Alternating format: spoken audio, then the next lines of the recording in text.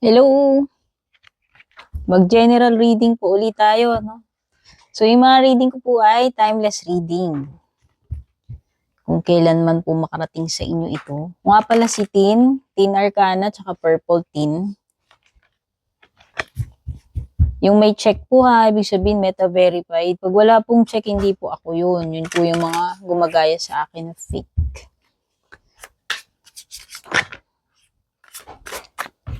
Salamat sa inyong time na mag-drop by. Oh, you have Knight of Cups at saka Ten of Swords.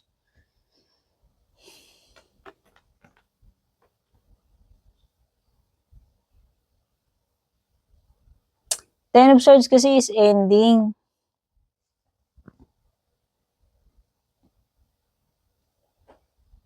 Pero itong ending na to kasi,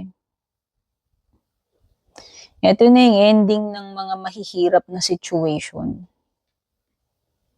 Yan. Pero minsan kasi si Ten of Swords is associated sa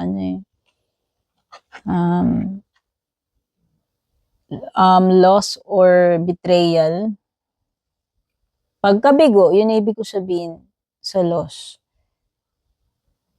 Pero pwede rin kasi itong ending ng kung ano man ang mag-i-end. No, ibig sabihin, matagal ka nang nahihirapan dito, matagal ka nang nagsasuffer, so parang yung pinaka-ending mo is actually parang magiging, siya, yun na yung magiging freedom mo. Parang blessing in disguise na, oo, masakit ang ending, pero parang mabubunutan ka ng tinik. At saka nakikita ko merong something new na darating sa'yo dito with the Knight of Cups. So kung meron mang ending na magaganap sa'yo, ano mang ending ito, ending ba to ng pwedeng relationship, pero pwede rin naman, no? Kasi general, pwedeng iba. General reading to Ang nakikita ko lang is merong new na darating. May offer sa'yo na bago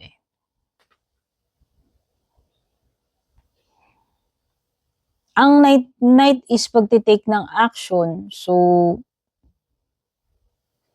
pwede rin namang ikaw mismo yung gagawa ng action pagdating dito sa situation na to.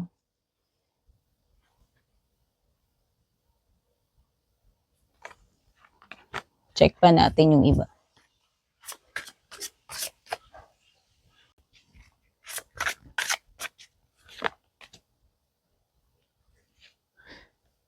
Five of Pentacles, Queen of Wands. Okay, so ang matatapos pala sa'yo is kung ano man itong difficulty na nararanasan mo pagdating sa financial. So, ayan, pwede kasing nakakaroon ng financial crisis or kung ano man crisis nangyayari sa'yo.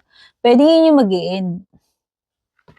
No? So, ibig sabihin, kahit pa paano, good news naman pala kasi matatapos na yung mahirap na pinagdadaanan mo. Kung related man yan sa pera or sa ibang bagay. Ito kasi yung energy ni Five of Pentacles, yung nahihirapan kang mag-isa yung struggling. Kasi pag Five of Pentacles, para kang isolated, no? Ito yung mga tipo ng energy na walang gustong tumulong sa'yo at ikaw lang mag-isa yung dumadanas, kung ano man yung dinadanas mo na yun. So, yun naman pala, at least, magkakaroon na rito ng ending pagdating sa kung meron ka mang financial crisis na pinagdadaanan. Oh, ganda. So, nakakakita ako rito ng could be na meron talagang darating na opportunity sa'yo with the Knight of Cups tsaka dito sa iyong Two of Pentacles. Actually, hindi lang isa ito. Magkakaroon ka ng magkakaroon ka ng pagkakataon na makapamili in love man yan, in career, no? Nakakakita ako ng naa-attract. Pwedeng may maa-attract sa'yo na person or ikaw ito maa-attract kung kanino man kasi pwede namang interchangeable yung mga energies dito. Oo, actually dalawa to. Kung meron man, kasi isa meron ditong energy na ipupursue eh.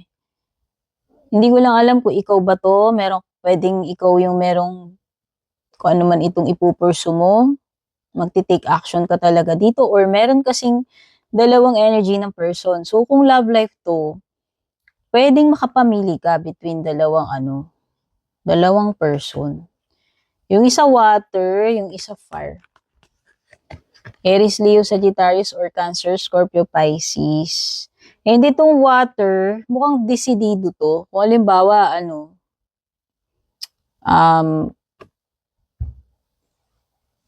man ang gender, okay. Kung yung isa, yung water, parang mas desidido talaga siya na mag-take ng action. Oo.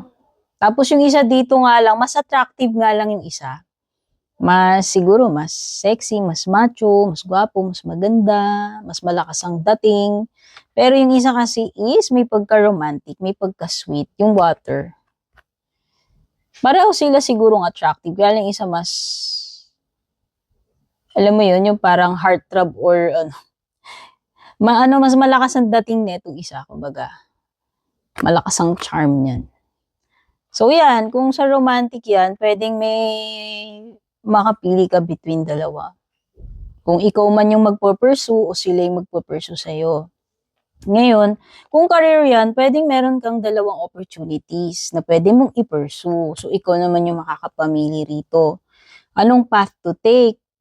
Or kung alin man dito sa dalawang opportunities na to, yung pipiliin mo. Okay? So, yung mga signs na meron dito, kagaya nga, sabi ko pwedeng may fire, Aries, Leo, Sagittarius, pwede ring may water, Cancer, Scorpio, Pisces, pwede ring may earth. Actually, lahat, kasi nandito na rin pati swords. So, pwedeng may Gemini, Libra, Aqua, Taurus, Virgo, Capricorn, Cancer, Scorpio, Pisces, Aries, Leo, Sagittarius. Okay, so yun yung short reading mo. Take care, babush.